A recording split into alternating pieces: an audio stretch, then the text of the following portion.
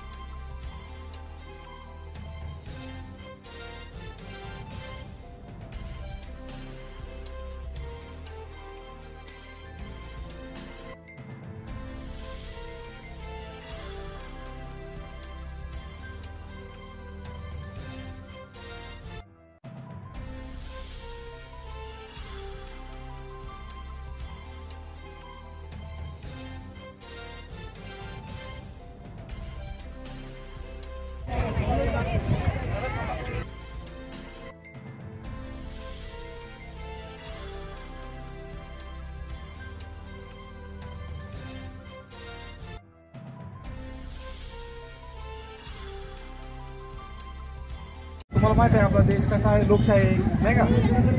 आणि लोकशाहीमध्ये हे लोकांच्याद्वारे जे सरकार निवडून आणलं जातं, तर लोकप्रतिनिधी जातात आपल्या संसदेमध्ये, ते निवडून आणि जबाबदारी कोणाची आहे, लोकांची आहे। प्रत्येक नागरिकानं जर आपला स्वतःचा मतदानाचा हक्क बजावला, बरोबर का, तर आपल्या सर्वांना योग्य उमेदवार लोकसभेमध्ये जाण्यासाठी आपण मदत करणार आहे।